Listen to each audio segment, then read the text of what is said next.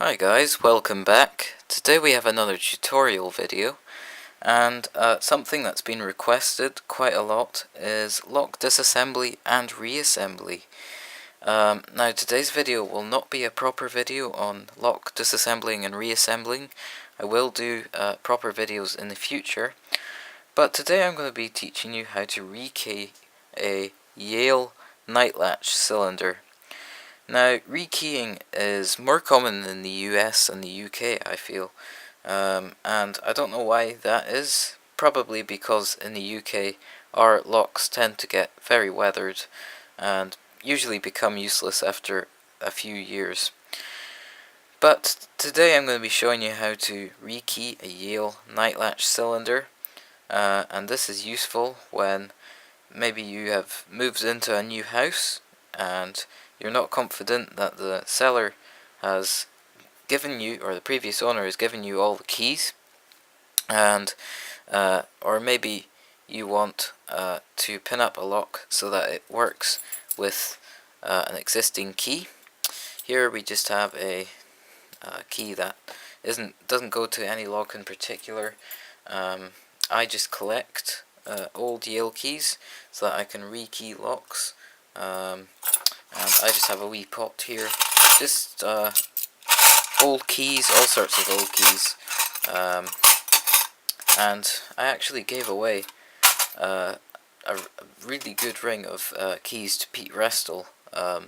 He does a lot more challenge locks, and really good Yale keys with brilliant bitting. But anyway, so here we have a key that does not work in our lock. Apologies. It doesn't work in our lock. We have the key that we got that works, obviously. If you don't have a working key, then you'll need to either pick the lock or open it some other way. So we need to remove the cylinder from the door. Here we have it here, and we can remove these screws right here. We don't need those. Okay. So we have the lock in the open state, we have our key right here.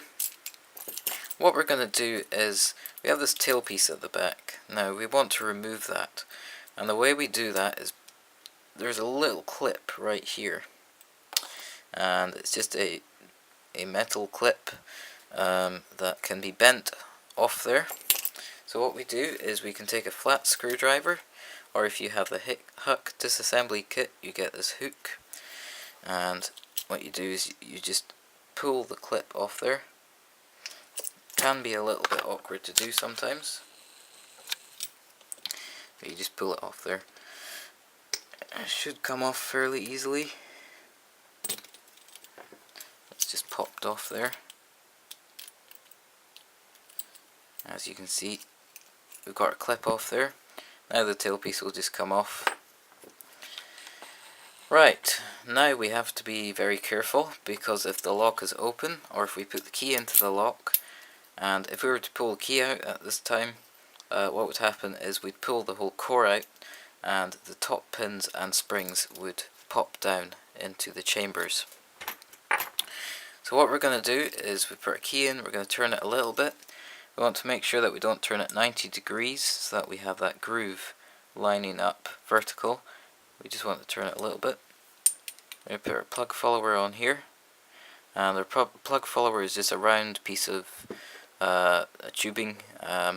You can use wood, pen caps, AAA batteries, just anything you can lay your hands on. And so what we're going to do is we're going to push this up against the back of the core, and we're going to pull the core out the front of the lock, like that. We're going to want to make sure that we don't knock the plug follower out of that lock, because if we do, we'll end up with a mess. So here we have the original key with all our pins. They're all sitting flush, as you can see. When we pull the key out, all the pins drop down.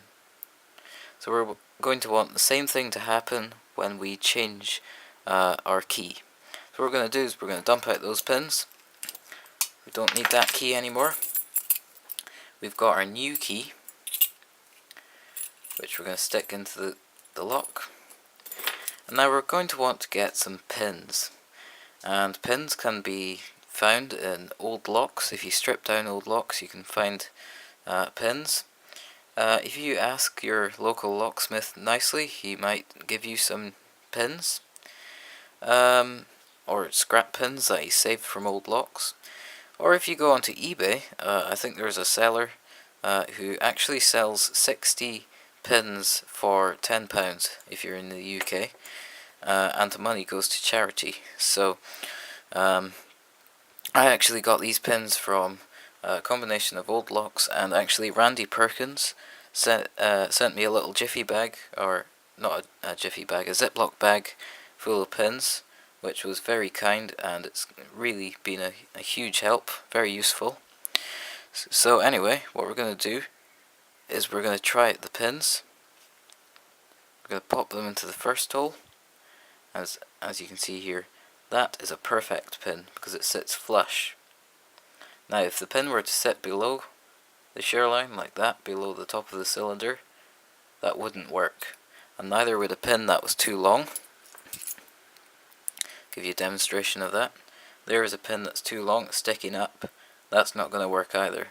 Now if you only have a few pins and they're all too long, then maybe what you can do is file down the ones that are too long so that they're sitting flush. Thankfully I have enough pins to make this lock work just as it is. So we have our first pin there, we're going to drop in our second pin, and that's also sitting nice and flush. Third pin, also flush. Fourth pin, if we can focus, that's nice and flush on our fifth pin. Now as you can see, these are old pins and they're not perfect, but they will definitely work. So you can see all these pins are sitting nice and flush. That's exactly what we want them to do. If we were to pull out this key, you can see all the pins are now sitting below the shear line, or below the top of the cylinder, the core. So now what we're going to want to do is stick the core back into the lock. But let's say you've maybe had a little accident and you've pulled the plug follower back. Now as you can see, what's happened is our pins have popped out, so of our springs. So what we're going to want to do is get tweezers and pop the springs back down into the holes. Oops. Like that. One in each hole. And also pop our pins in there.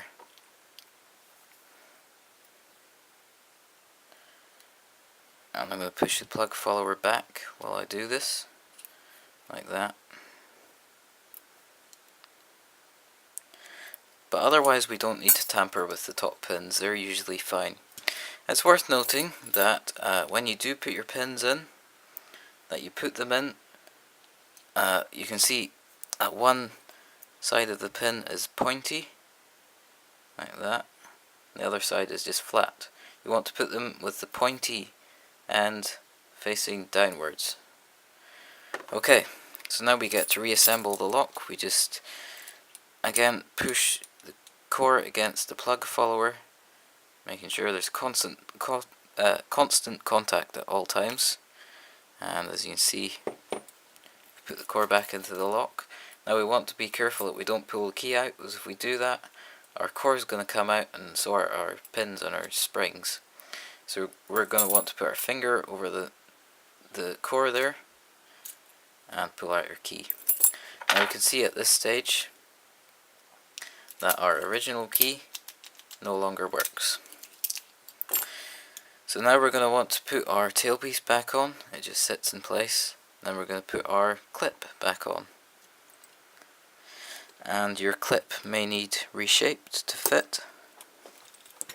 I'm just going to give mine a little squeeze with the pliers.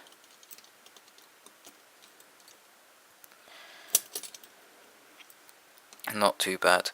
You always also want to make sure that the clip isn't too tight, because if it is, then it may stop the core from turning.